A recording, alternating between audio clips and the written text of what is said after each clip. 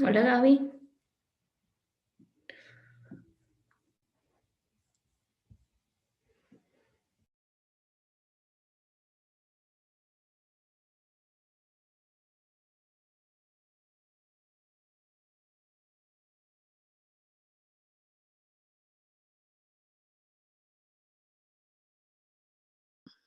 Hola, Carmen. Tengo lastimado el labio.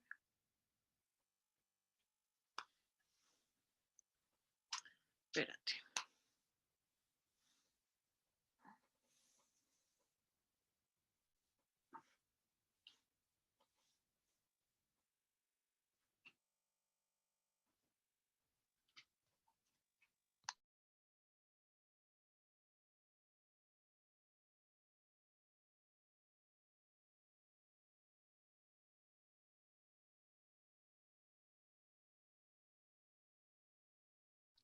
Señora Carmen, Hola Gaby. ¿cómo vas? Le dejo entrar a Adriana, ¿verdad? Sí, porfa.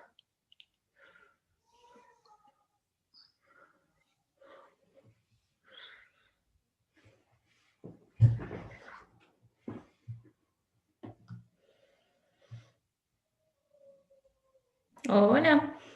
¿Qué Hola, tal? Adriana. ¿Cómo estás, Adri? ¿Qué tal todo? ¿Todo bien? Todo bien. Aquí, de aquí me voy a ver con Fernando y de ahí a la oficina. Ya retomando un poco la normalidad. Qué bueno. Qué bien, qué bien. Bueno, voy a dejar entrar a los que ya se han sumado y se seguirán sumando y hasta eso te presento para que podamos empezar a tiempo. Chéverísimo. Hola a Buenos días. todos. Hola. Hola. ¿Qué tal todo? Buenos ¿Qué días. tal? Buenos días con Lunes. todos. ¿Cómo están? Buenos días con todos. Hola. Bueno, para los que ya entraron puntuales, vamos a ir empezando y después se irán sumando los demás. Quería presentarles a Adriana Samán, compatriota, pero en California. Adriana trabaja en Clock Tower Ventures, que es un VC que ya les contará más de ella, pero especializado en fintech. Recientemente abrieron un fondo para Latinoamérica, pero bueno, ya les contaré un poquito más sobre ella. Y hoy venimos a hablar con ella un poco más de qué esperan los VCs y cuáles son esos essentials una vez que ya están analizando un deal. Entiendo que lo llevaremos como una conversación, pero Adri, como tú lo quieras manejar, ahí estuvimos conversando un poquito y nada más, eso. Te dejo con las de startups y cuéntales un poquito más de ti y ahí voy metiendo picos si es que hace falta. Perfecto. Bienvenida, Adri. Gracias, Carmen. Hola a todos. Gracias por el tiempo hoy. Como Carmen comentó, creo que trabajo un fondo de fintech. Tenemos un mandato un poco único en el cual nunca lideramos ronda, nunca tomamos asiento directorio, sino que siempre coinvertimos con otros fondos que están liderando las rondas. Y nuestro valor agregado lo presentamos como un network sofisticado en servicios financieros y acceso a una serie de partnerships y personas que tal vez un fondo tradicional solo de tech no tiene, justamente por nuestro DNA de ser fintech focused y por lo que hemos construido a través de nuestro parent company, Clock Tower Group. Clock Tower Group es un tema un poco más complejo, pero tiene dos líneas de negocio separadas a la línea de venture. Son muy distintas. Una es aloca fondos para managers de hedge funds en China y la otra lanza nuevos hedge funds en Estados Unidos cada año. Así que tiene nada que ver con venture, pero todo tiene que ver mucho con un espacio de macro research y relaciones con mucha gente en finanzas en general. Entonces, nos ha vuelto en un partner bastante único para los VCs. Eso en cuanto de fondo. De ahí, Nuestra estrategia va en stage de seed, capital semilla, hasta serie B. Y como Carmen comentó, al principio invertíamos solo en Estados Unidos y en Europa. Y hace año y pico, de hecho con la inversión de Kushki, que fue nuestra primera inversión en LATAM, la serie A, determinamos que había una gran oportunidad en la región y queríamos double down los esfuerzos de exposure ahí. Entonces, el día de hoy tenemos un fondo de aproximadamente, o sea, target 25, pero va a ser casi 35, solo dedicado a Latinoamérica y en todos los países, todo tipo de compañías de fintech. Ya tenemos como 15 compañías de acá. Así que, y en total tenemos como 105. O sea, el resto está ahí entre Estados Unidos y Europa.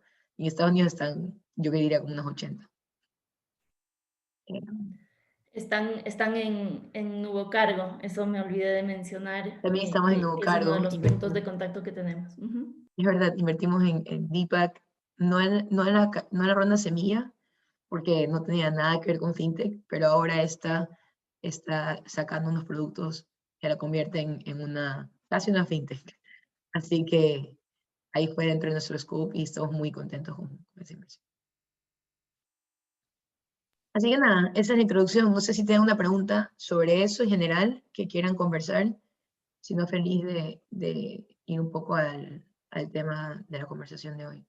Hola Adriana, ¿cómo estás? Andrés Arteaga te saluda, un gusto. Hola. ¿Por qué solo fintech? ¿Por qué decidieron solo fintech? Porque nuestro DNA como grupo tenía un acceso diferenciado a un network que le servía mucho más a emprendedores de fintech vertical. Además, cuando lanzamos el fondo hace 6 años, la tesis de lanzar un fondo de inversión era básicamente, en ese momento, como lo vimos, la cantidad de capital que había sido alocado a innovación en servicios financieros versus innovación en retail y en otros tipos de tecnologías era muy baja en comparación a la cantidad de porcentaje de GDP que los servicios financieros representaban en Estados Unidos. Ya. Entonces, hace 6 años determinamos que vendría un wave bastante importante de inversión en fintech y queremos capturar desde el principio. Y de hecho, lo hicimos, porque el día de hoy fintech es lo más hot que hay y hace 6 años no lo era. Y eso nos permitió formar un track record muy bueno cuando empezamos, porque la competencia no era tan fuerte y no había tantos fondos que solo entiendan y se especialicen en todas las verticales de los servicios financieros. Okay. Hoy eso se convirtió en una arma secreta y nos encanta y no vamos a dejar de hacer solo fintech. No me puedo imaginar invertir algo que no sea fintech. Chévere, gracias. Y mi otra pregunta es, tú mencionaste, estaba en Estados Unidos, Europa, y como que los cañones los apuntaron a Latinoamérica, y Kushki ya, buen ejemplo de eso, pero ¿qué factores fueron los que ustedes tomaron en consideración para decir, apuntemos los cañones a Latinoamérica? ¿Qué cambió o cuáles son los factores estratégicos que en su visión hacen ver a Latinoamérica como un sector estratégico? O sea, seguimos invirtiendo en Estados Unidos y tenemos Sí, más sí, capital de acá, por de si acaso. acuerdo. Pero que abrieron el Sí, abanico a abrimos Latinoamérica. totalmente y creamos un pool de riesgo dedicado a la región que nunca imaginamos que íbamos a hacer. Hay varios, o sea, hay toda una tesis al respecto, ¿no? Te diría, si la divides en tema macro, tema tech y tema servicios financieros, te puedo dar una idea más concreta. Macro, bueno, sí, macro, tienes una situación de personas que todas tienen smartphones, un índice de bancarización muy bajo y, y tienes como una clase alta que está creciendo a pesar de la inestabilidad política en muchos países, aumenta la demanda por servicios financieros. De ahí tienes, en tema de venture, de tech, históricamente no había capital de tech alocado en la región y no había ni un precedente o no muchos precedentes de exits en la región. Y ha habido siempre fama de inestabilidad y de que si pones tu plata en Latinoamérica, ¿cómo la sacas? Y eso ha cambiado de manera drástica en los últimos 3 años. O sea, si ves un chart de cómo ha aumentado la inversión de venture en la región, ha duplicado, triplicado aproximadamente cada año. Y 60 y pico por ciento de todo ese capital ha ido solo a FinTech. Entonces, FinTech se ha convertido en el attractor más grande de capital para innovación en la región, y te explicaré por qué en servicios financieros. Entonces, al ver que existe este wave, que empieza a haber un influjo de capital y que empiezan a haber compañías que levantan rondas de growth más seguido, está formando el ecosistema para que a nivel semilla empiecen a haber más apetito para invertir y que tengan acceso a poder crecer y continuar levantando capital. Eso antes era muy difícil. Así que ahora se está formando el ecosistema de end-to-end. Todavía queda mucho por hacer, pero se está setting the stage de una manera que no había habido antes. Y este año, si yo tendría que estimar cuánto capital entra a la TAM, te diría que es el doble de lo que fue el año pasado, que ya era como más de 2.000 millones de dólares, solo en Venture Capital. El año anterior era un poco más de 1.000 millones. Así que, Wow. y sigue siendo muy poco en proporción a lo que es en Estados Unidos y otras partes del mundo. Claro. Sigue siendo casi nada. Entonces es como todo lo que viene es muy interesante. De ahí, ¿por qué servicios financieros? Porque los bancos de Latinoamérica tienen los niveles de concentración más altos del mundo y tienen una cantidad que son de los bancos más profitable del mundo, porque tienen spreads de crédito muy altos, porque no tienen competencia y no tienen incentivos para bajar esas tasas. Entonces, Eso sí nos consta. entonces son incumbents muy buenos de atacar, porque hay mucho que se puede hacer mejor que ellos y puede sacar muchas fintechs buenas de atacar a un solo banco. Buenísimo, mil gracias, Adriana. De nada. Yo iba a hacer un comentario, Adri, sobre la evolución también de lo que quiere decir FinTech.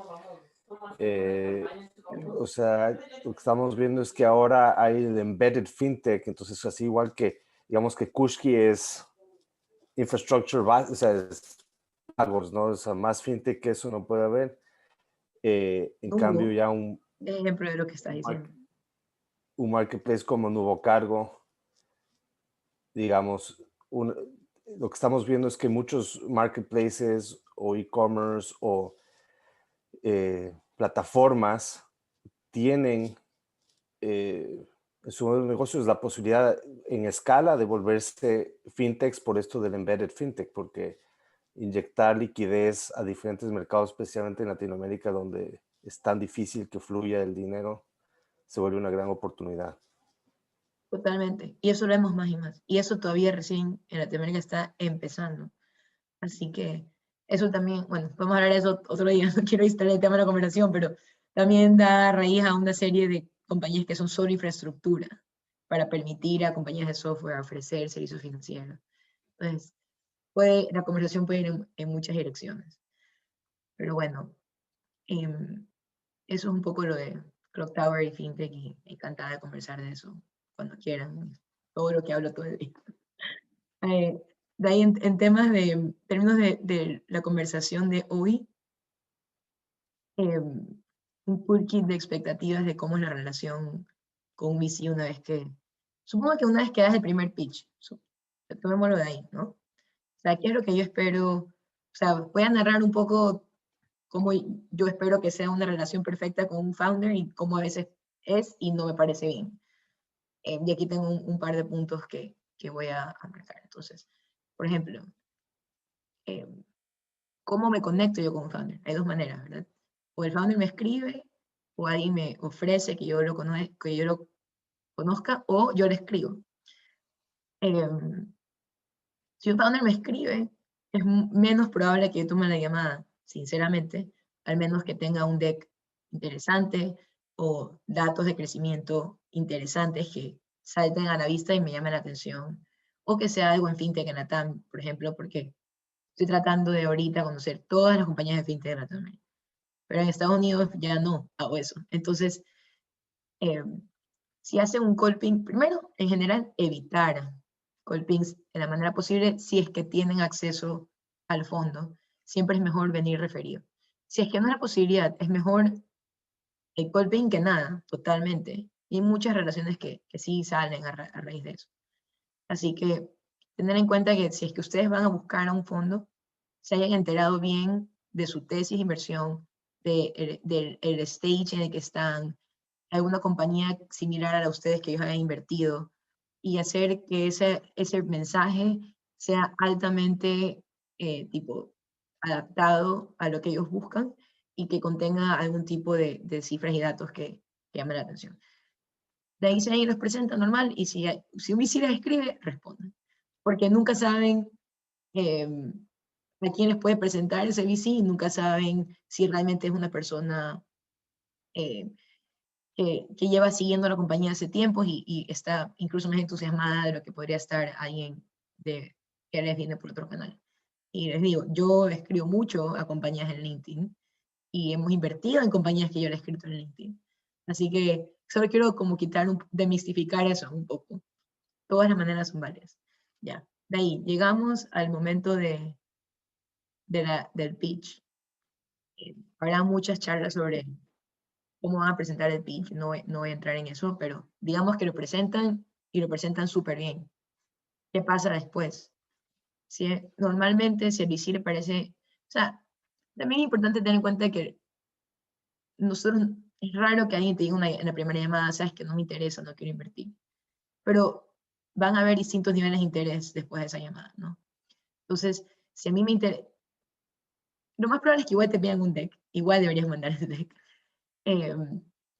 Pero creo que a partir de ahí hay mucho que tú puedes hacer para cambiar el outcome. Por ejemplo, ha habido compañías en las cuales me han parecido buenas, pero no necesariamente quiero otra llamada, pero los founders me mandan un deck tan bueno y me hacen follow-up constantemente que en realidad termino hablando de nuevo.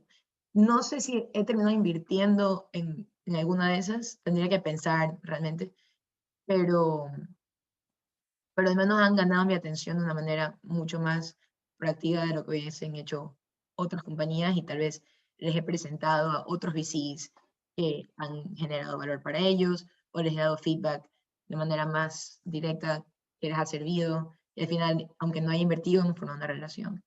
Así que sí, eso está en ustedes, cómo lo manejan, ¿ya? Entonces, si yo termino la llamada, digo, bueno, mándame el deck y hablamos pronto, lo que yo espero es que el founder dentro de 24 horas me haya mandado el deck con un follow-up, con algún tipo de resumen de las métricas y abrir el deck y que sea un deck bien hecho, ¿no?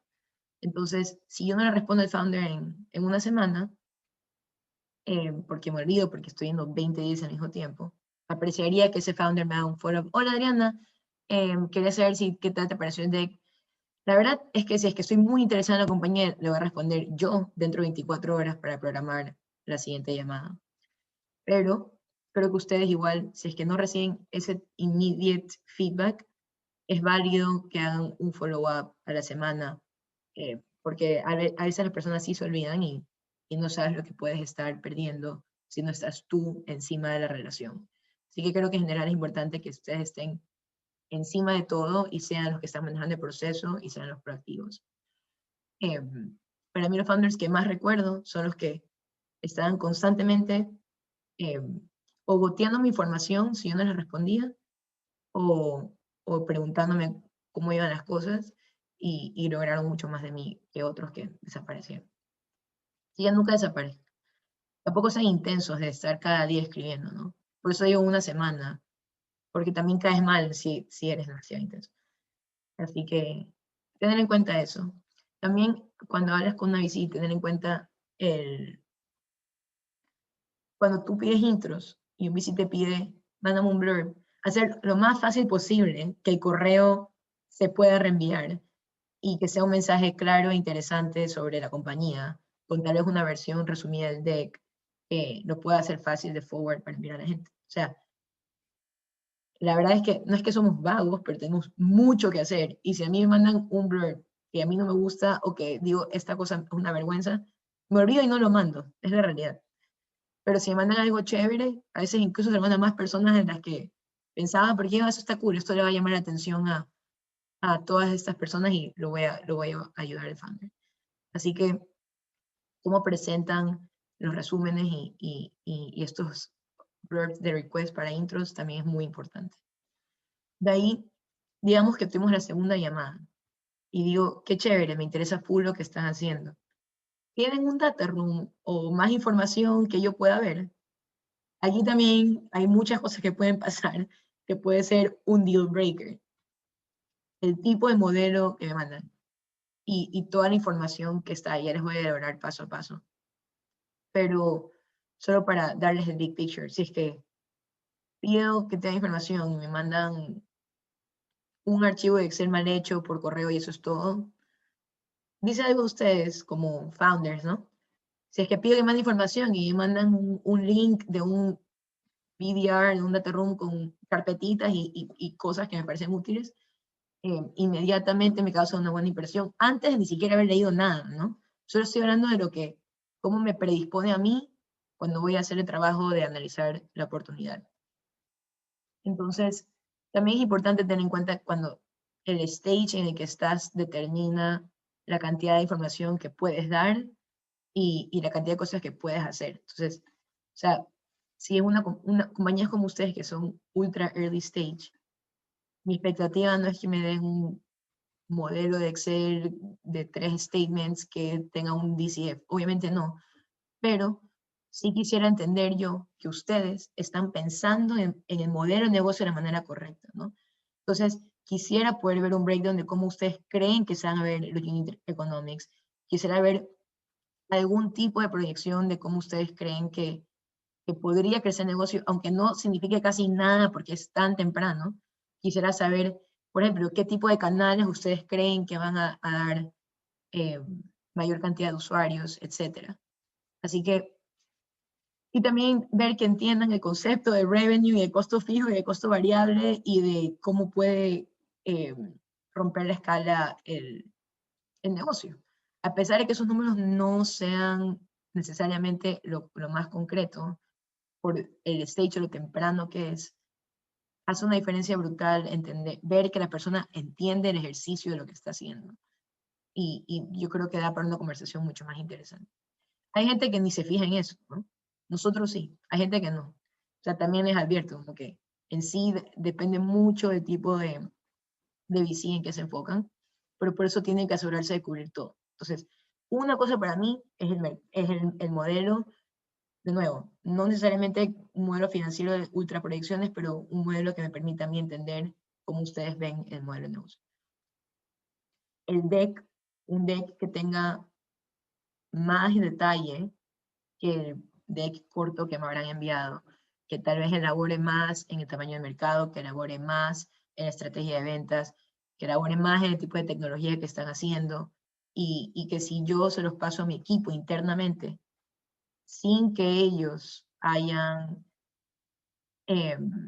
hablado con ustedes, puedan hacerse una buena idea de la compañía y cuando vayan a la siguiente llamada tengan como un background bastante general de lo que están haciendo. Un deck bueno es lo más importante que ustedes tienen que tener, lo más importante. No hay nada más importante en materiales que un deck bueno. Bueno, y tal vez el modelo Excel. Pero la gente también, les advierto, la gente se pasa los decks sin avisar a ustedes. O sea, por eso también es bueno que tengan DocSense, porque la gente, porque pueden traquear los decks. Pero siempre piensen que el deck lo va a ver más de la persona que lo que ustedes se lo envíen.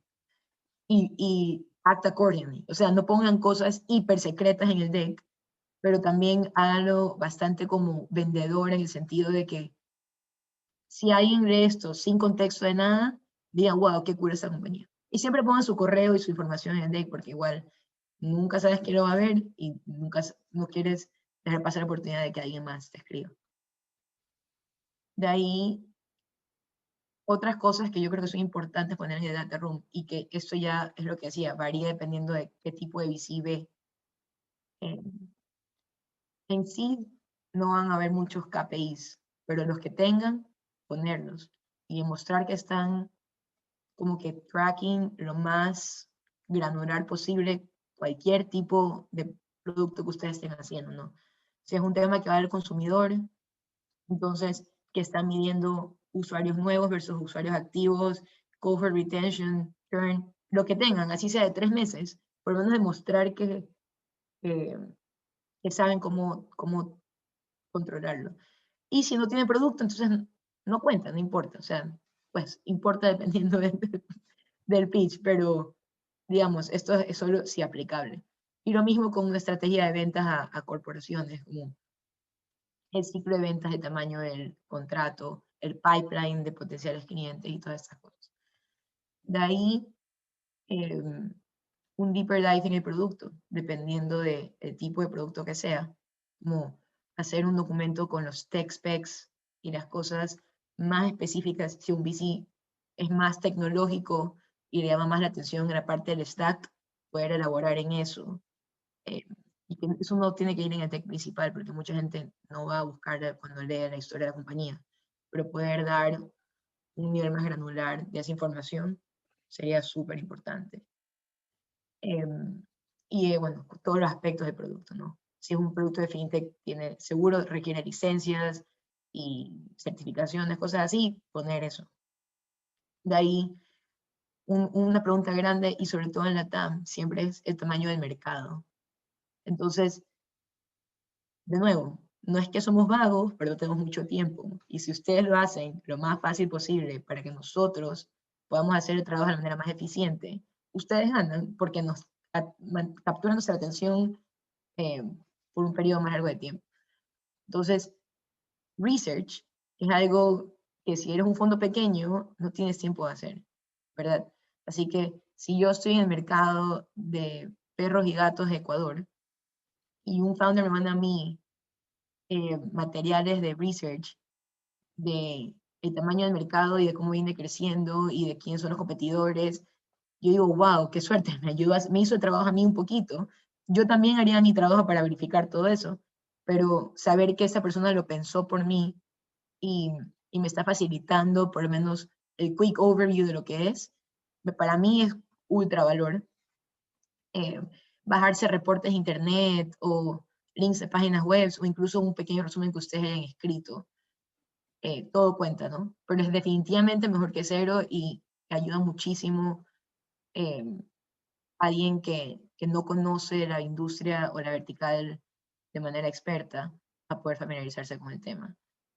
Así que eso creo que también los distinguiría en muchas personas porque muy poca gente lo hace, pero cuando lo hacen, para mí, o sea, resalta. De ahí el tema legal, creo que hay gente que lo hace, es más como boilerplate, no sé, los artículos de incorporación de la compañía, algún como que background de los founders, cosas así. Creo que eso no necesariamente hace falta ponerlo al principio, o sea, alguien te lo va a pedir si lo necesita, y no creo que es algo que quieres que esté como ahí. Pero mucha gente lo hace también. Así que digo, es parte de un data room y es importante. Solo que, de nuevo, depende del stage también, en la cantidad de documentos legales que alguien va a requerir o va a poner. Creo que esas son las partes principales. Así que nada, quiero abrir a preguntas, qué opinan, si algo queda claro. Bueno, y antes de eso, se acaba de terminar las siguientes llamadas y de ahí ya, creo que la regla de mantenerse siempre vigente y checking in aplica. Y de ahí, bueno, digamos que invertimos, increíble. Y si no invertimos, también un tip pequeñito, que son cosas chiquitas pero que uno se acuerda, es si un VC te dice que no va a invertir y te manda un pass, respóndele de manera amable, que gracias por el tiempo y que esperas mantenerte en contacto. Y es lo peor cuando un founder no responde o responde con algún comentario sarcástico o malo o negativo, porque la vida es larga en estas cosas y nunca sabes cuándo te vas a encontrar de nuevo con ese VC. Tal vez ese VC puede invertir en la ronda siguiente. Así que no, o sea, siento que eso es como la prueba de carácter más inmediata si es que alguien no invierte, es cómo reacciona el founder cuando alguien le dice que no. Y es muy fácil no dejar eso como un data point malo y simplemente decir, muchas gracias por tu tiempo, mantenemos en contacto. Eso es todo. Así que son cosas chiquitas pero que influyen. Porque la persona también pasó tiempo aprendiendo de ustedes y al final nosotros vemos cientos de oportunidades y podemos escoger muy pocas. Así que no es un tema personal si alguien elige no invertir. Hay muchísimos factores que ocurren en ese proceso de decisión. Así que no creo que es algo que, o sea, que deberían necesariamente tomarse como algo en contra de ustedes, sino es parte de la vida. Y de ahí también importante en el proceso, después de eso, que viene, y es, si muchos VCs que pasan, les pueden decir, manténme en tu lista de updates, o mándame updates que quiero ver cómo les va. Y eso también para mí es un proceso clave de la relación con inversionistas. Es cada mes y medio, hay gente que lo hace cada mes, gente que lo hace cada 2 meses, cada quarter. Los founders mandan reportes a sus inversionistas de progreso, ¿no? Diciendo cómo han crecido los KPIs, diciendo cómo ha crecido el revenue, que ha habido cosas buenas, que ha habido cosas malas y en qué se están enfocando. Hay muchos founders que hacen una versión externa de esa lista y se la mandan a los VCs con los que quieren mantener una relación, con los que se llevaron bien. Y es una manera espectacular de mantener como tu presencia de marca siempre encima de la mente del VC. Porque, y eso me ha pasado con varias compañías que yo veo, wow, están creciendo, les voy a escribir a ver cómo están. Entonces, eso te olvidas tú un poco de tener que siempre estar pendiente de lo que viene para la siguiente ronda, al tú estar mandando información constantemente que sea positiva y que esté bien presentada y bien hecha al grupo de personas que te importa. Hay founders que mandan lo mismo que mandan a los investors también a los que no son investors. Pero eso depende de cuánta información pone cada quien y cómo la filtran. Así que eso creo que es optativo, pero súper importante hacerlo y súper importante meter a la lista gente que son prospectos y no solo existing investors, porque te puede permitir, no sabes hacia dónde te lleva eso más adelante. Y sí, eso. Sí, creo que eso también era lo último. Y de ahí ya, pues de ahí, lo otro es la mentalidad de como CEO, siempre estás fundraising. Aunque no lo sepas, aunque no sea lo obvio, apenas cierras tu ronda y te dedicas a trabajar, al año o menos de eso vas a tener que estar pensando en levantar la siguiente ronda. Y no quieres necesariamente como desaparecer del ecosistema de venture y volver a reaparecer. Por eso estos investor updates son súper importantes touch points y maneras de mantenerte en contacto con las personas con las que quieres estar relevante.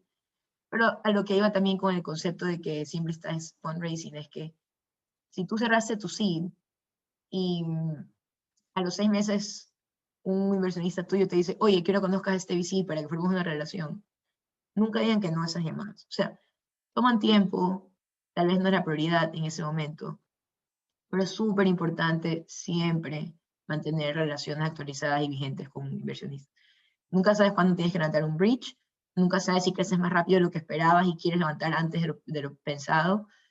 Y es bueno siempre estar también escuchando lo que la gente opina externamente, tener pulso del mercado, de cómo se posicionan ustedes versus el resto. Y eso usualmente lo obtienes conversando con inversionistas. Entonces, nunca digan que no a un intro inversionista, jamás. Aunque no esté en fundraising en ese momento, puede que lo estén haciendo luego, antes de lo que ustedes creen. Y igual nunca está de más formar relaciones. Y el mejor momento para formar relaciones es cuando no estás levantando, porque no hay presión. Puta, tengo que levantar en un mes porque se me acaba el runway, porque ni sé qué. Sino que estás como, mira, te cuento, esto es lo que hacemos, ahí vamos creciendo. Ahorita estamos súper enfocados en trabajar, la verdad no estamos levantando, pero increíble contarte un poco de la historia y nos mantenemos en contacto para la próxima ronda. Es una conversación mucho más divertida que estoy levantando tanta cantidad de plata, tengo que lograr estas metas, tengo que hacer esto. Así que mientras más puedan tener estas como off-cycle relationships, yo creo que también muchos founders eligen no enfocarse en eso porque la prioridad natural es ejecutar, lo cual es correcto. Pero igual no dejen pasar esas oportunidades si es que se les presentan porque no saben y que se puede manifestar después. Y ahora sí, eso es todo. Perfecto. ¿Quién tiene dudas con respecto a los elementos del data room, con respecto a toda esta etiqueta que acaba de mencionar Adri.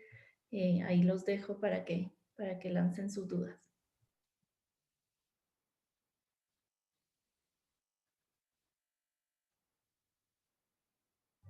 Bueno, yo me lanzo primero. Hola Adriana, ¿cómo estás?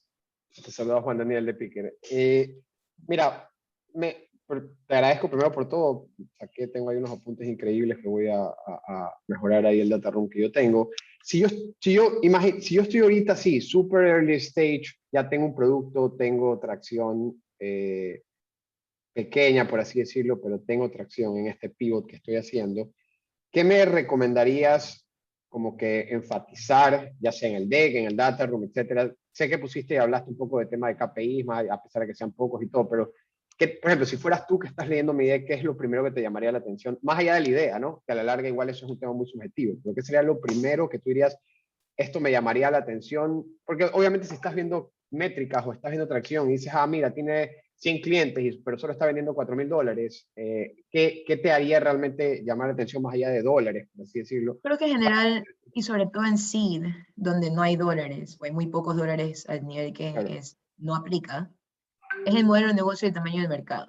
Como que esas dos cosas como me hacen a mí personalmente clic, para bien o para mal. O sea, si veo un neobanco de Ecuador, digo, bueno, Ecuador puede ser porque no hay neobancos, pero en un país pequeño, donde hay 5 neobancos más, digo, modelo de negocio difícil de monetizar, mercado saturado o no tan grande, no me llama la atención. Si veo pagos en Latinoamérica, como la Kushki, digo, wow, gigante. Entonces, Claro. es como el modelo de negocio, digamos, Picker, APIs que conectan múltiples providers para soluciones Para de e-commerce. delivery. Ok, digo, infrastructure, e-commerce, APIs, súper bien conceptualmente. En teoría debería ser márgenes altos y costos bajos a escala. Y de ahí quisiera ver el mercado, Ecuador o México, ¿cómo es esto? ¿Latinoamérica? Entonces, eso es así como yo lo pienso. O sea, Ya, como que es clarísimo. como 5 slides, como que paso 30 segundos en cada slide, busco más o menos entender qué es lo que hacen y si me hace clic en el cerebro, digo qué chévere, y si no me hace, digo qué mal. Te O lo digo sea, tú así dirías realmente que, porque creo que así es como la gente lo claro, piensa, aunque no lo admita. entiendo. O sea, literalmente el TAM, el Total Addressable Market y la estrategia para llegar a eso, si enfocarte en eso Sí, ahí sería lo exacto. Y primero que qué te llama la también, atención. exacto. Y qué tan bien pensado tienes el TAM. Hay gente que pone todos los SMBs de Latinoamérica. Es Sí, como, no. entiendo.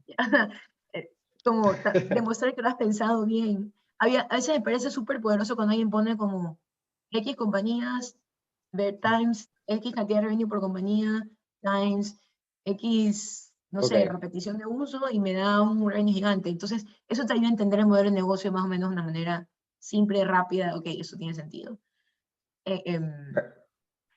Sí. clarísimo. Dale, gracias. Rafa. Hola Adriana, ¿cómo estás? Rafael Roldán de Vale. Hola. Yo quería saber si tenías algún input sobre qué esperarías como fondo de una empresa pre-revenue que está en creación del MVP, pre-métricas relevantes, o sea, como evidentemente a lo mejor no eres una compañía que en este momento estás lista para recibir fondeo, pero ya estás en contacto, ¿tendrías algún insight de cómo manejar la relación con un fondo en ese momento? Sí, creo que es cuestión de mandar updates constantemente y creo que cuando estás tan early, tener metas claras. O sea, en 6 meses este MVP va a estar listo.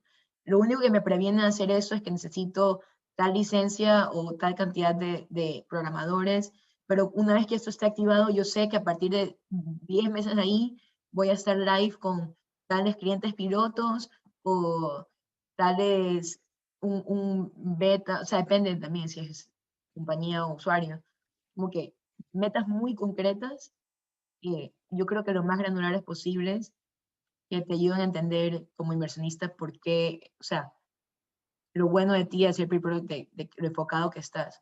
Y creo que cuando eres pre-product pasa más a tener peso el tema de tu background, tu unfair advantage en términos de por qué tú estás mejor posicionado para atacar este mercado que el resto.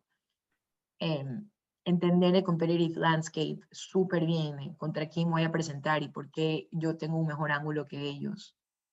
Y de nuevo, siempre va a ser importante lo que le dije a Juan Daniel de tamaño de mercado y modelo de negocio. O sea, es un modelo recurrente, bueno, sticky, que la gente va a querer usar mucho en un mercado grande, o es un modelo que alguien va a usar una vez en la vida o que va a ser un pain de usar o que no es tan necesario en un mercado chiquito.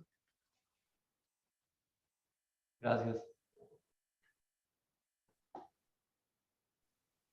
Antonio. Clarísimo. Muchas gracias, Adriana. Chévere. Hola Adriana, ¿cómo estás? De Picker también. Una pregunta muy puntual, si es que la puedes contestar. No sé por qué no puedo poner el video. Hablaba y justamente usando el ejemplo de Picker, decías esperabas márgenes altos. Puntualmente, ¿qué significa eso como EBIT como porcentaje de ventas, por ejemplo? ¿30%, 20%? EBIT, que es algo que algún día llegará. Sí, Sí, o exacto. sea, entre 20 y 30% de EBIT yo creo que es algo bueno. Pero Ok. márgenes variables altos te diría como, o sea... 70-80% de sí, margen variable. exacto, total, exacto. Ok, está bien, de acuerdo. No estoy loco, gracias. No, es justo lo que te iba a decir, está súper bien. Eso no Ya.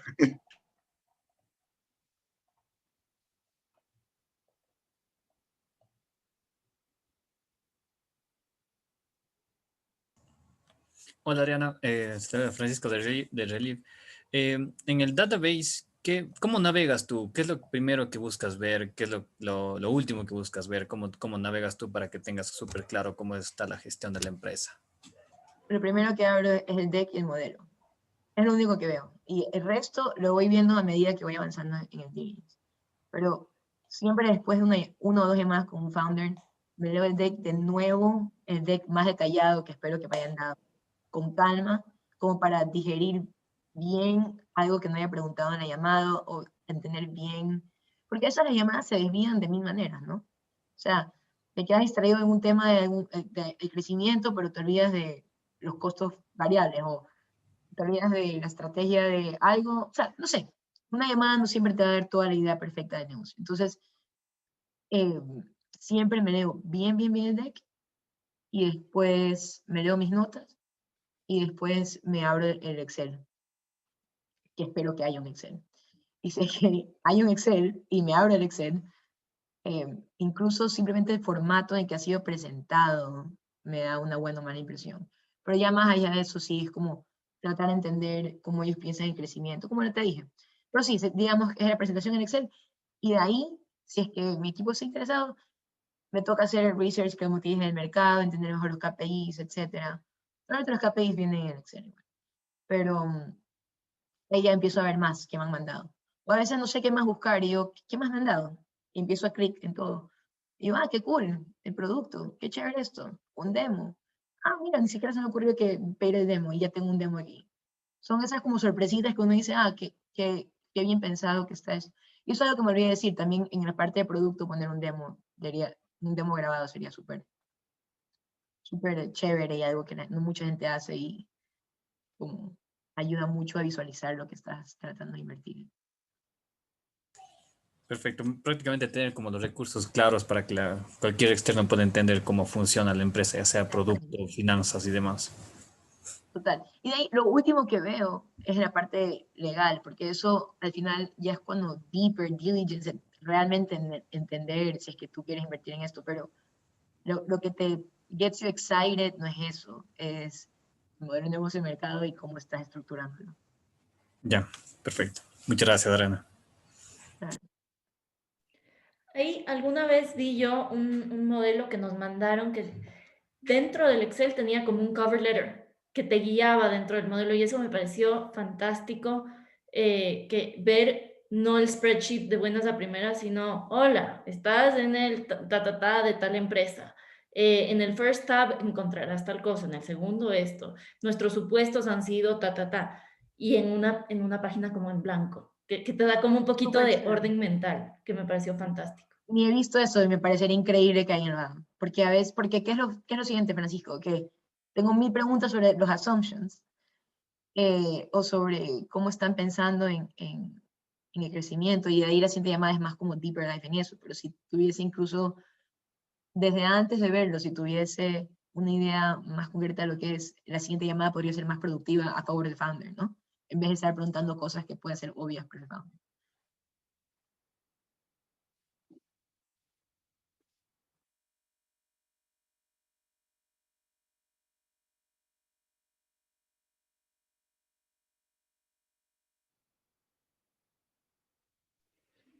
¿Alguien más tiene preguntas?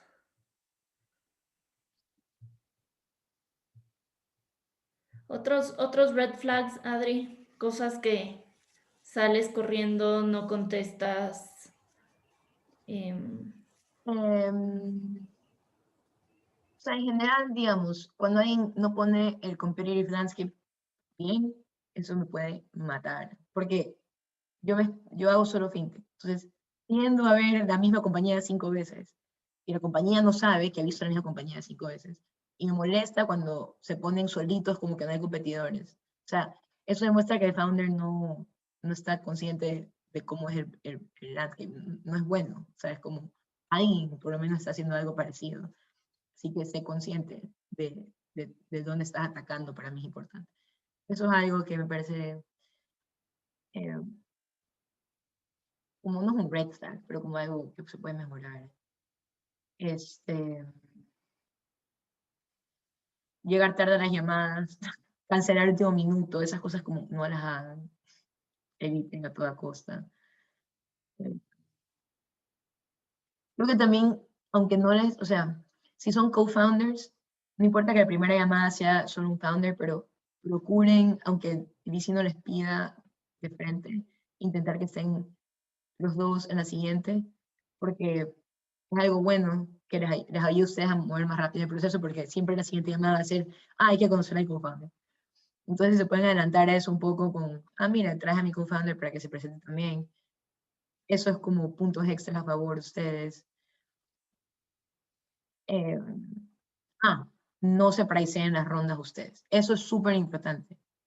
No se pongan su propia valoración de apps o de nada. Solo digan, busco X millones de dólares para lograr X metas en tanto tiempo, y no pongan en el deck a tal precio, porque nunca sabes si podrían ofrecerte más o menos, pero también es un turn off para un VC, porque tú no sabes cómo es los requerimientos de ownership de ese VC o cómo quiere ser, y todo es una negociación.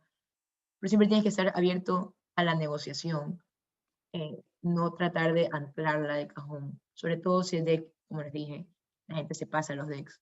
Entonces es mejor evitar eso, y es más profesional cuando uno se presenta como, esto es lo que busco, y como que alguien va a querer gauge cuál es tu expectativa de dilución, y dices entre 15 y 20%, y ahí ver de ahí qué es lo que pasa. Entonces, no ponerte labels con números. Y también, o sea, hay excepciones de esto, por ejemplo, en YC, la gente cuando entra a YC les crean como benchmarks internos de cuánto deben pedir, y empiezan a levantar saves durante el programa a un cap concreto, pero como es un submundo independiente de su propia dinámica, le funciona, pero en el mundo real, afuera de eso, no recomendaría que se pongan su propio precio escrito, sino que tengan claro lo que ustedes esperan, pero vean primero qué les ofrecen. Adriana, ahí tengo una inquietud. En este proceso en donde, como tú dices, tú mandas el deck y está de tu lado un poco qué tan claro pasa la presentación basado en la información que hemos enviado. El hecho de que uno ponga el monto que uno quiere en el ask, pero sin una valoración al lado, ¿no genera ambigüedad de parte de ustedes como fondo diciendo, bueno, quieres $500,000 o quieres 1,000,000, pero based on, o sea, sobre cuánto, o sea, o qué me representa eso en relación del, como que no te genera más preguntas que... No sé si sea un tema cultural en Latinoamérica, porque eso sí puede ser también, porque acá no es así, o sea, a ver, cada vez van a haber más inversionistas americanos que quieren ir allá, y van a traer sus costumbres. Es lo que estoy viendo que está pasando. pero, o sea, la manera que yo lo pienso es, o sea, no, creo que pondría como 500,000 para alcanzar tantas metas y, o sea, no sé, tal vez puedes poner un rango si quieres el target de Illusion. Lo que pasa es que si quieres 500,000 pero terminas levantando 1 millón, el cap debería ser diferente, ¿verdad? Porque la ilusión es diferente. Entonces, todo es una matemática en relación a lo que terminas levantando. Y no siempre levantas lo que buscas. Entonces, it should generally back solve a que vendes entre alrededor de 20%, entre 15 y 20%. O tal vez un poco más si es más temprano el producto, o depende del mercado. Pero, entonces, sí, si dices que busco 500,000 a un cap de, o sea, 1 millón a un cap de 5, no está mal, pero a veces es mejor, ¿qué pasa si a veces es mejor no dejarlo? A mí nunca me ha causado preguntas de, ay, ¿qué quiere hacer con esta plata? ¿A qué precio? Simplemente para mí es como, está levantando un seed round, voy a conocerlo, voy a ver cómo termina manejándose la dinámica. De nuevo, puede que sea un mercado diferente, porque aquí la gente está muy acostumbrada a un seed round y se le hace muy obvio que depende de cuánto levantes, cómo apreciar. Tal vez en Latinoamérica todavía es más común como que presentarse con un rango. La manera que yo lo he visto, incluso con compañías latinas, hemos invertido en 15, ninguna se ha autopreciado excepto las de Y Combinator. Interesante. Para mí, Gracias. sí, no digo que Creo- algo necesariamente como, no es que nadie te da el plata si te pricea, pero simplemente a veces tú no estás totalmente ligado a las expectativas del mercado del otro lado y no quieres pricearte de una manera muy alta o muy baja y que either way le causes una reacción negativa a la persona que... Ese justamente ha sido el debate que hemos tenido con mis socios al respecto. Está bien, los $500,000 es un flat number, pero cuando es en relación a un valor de la empresa, es o el sentimiento de undervalue, esta es una gran oportunidad, o el sentimiento de overvalue y ¿por qué están? O sea, ¿de dónde sale ese valor? Entonces, son las cosas que creo que por un lado pueden generar claridad cuando ves qué es lo que quieres, contra qué porcentaje versus el no tener claro contra qué y que genera esa ambigüedad. Creo No, que ustedes deberían tener eso claro internamente de 100%. sí, me refiero a la persona que lo está leyendo, La persona estudiando. que lo está viendo depende del perfil, o sea, De acuerdo. es lo que yo creo. Si es un pre-seed, los pre-seeds tienen, o sea, hay varios fondos y no sé cómo lo haga Wentrip, pero que tienen 10% mínimo requirement de ownership y entonces van a backsolve el cap de acuerdo a lo que te ponen para eso, pero o sea, es un tema mucho más relativo y delicado que un libro de reglas, pero justo por eso mismo a veces yo creo que es mejor que es una conversación en vez de que sea como que predispuesto escrito. Pero ustedes Perfecto. tienen que tener claro lo que esperan Sí, de y acuerdo. conversarlo y entender los benchmarks de lo que deberían esperar y aliarse en personas como Carmen, Fernando y nosotros para tener mejor noción de eso, pero en general creo yo que es mejor evitar que eso quede escrito, sobre todo para una primera llamada.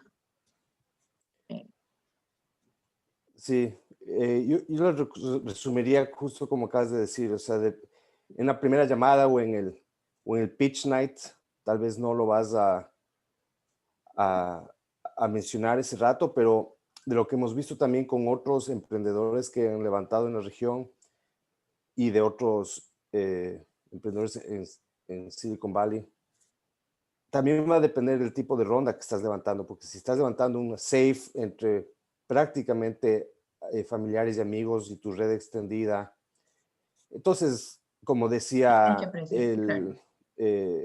Brian York, o sea, lo que quieres es tener el safe y toda la estructura lista para que si es que alguien se emociona y dice, oye, te mando el cheque esta misma noche, esté todo smooth y no haya fricción. Si ya estás levantando de un VC, ahí vas a querer que alguien lidere la ronda y alguien te precede la ronda. Entonces, hay que usar el sentido común también del tipo de ronda que estás levantando, ¿no? De acuerdo. Total, o sea, yo estaba partiendo del supuesto que era seed con un VC, pero 100% si es un Friends and Family es otra dinámica completamente. Y usualmente no te van a hacer tanto pushback en la valoración porque no están pensando en retorno de la manera que un VC lo está pensando. Ok. Buenísimo. Gracias.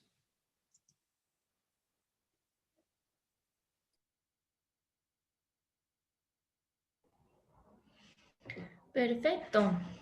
Si es que nadie más tiene más preguntas, voy a dejar que Adri se vaya a tomar un café con Fernando, que están ahí creo que a 3 cuadras. Y no sé si alguien más tiene algo para cerrar o si quieres, Adri, unos final thoughts.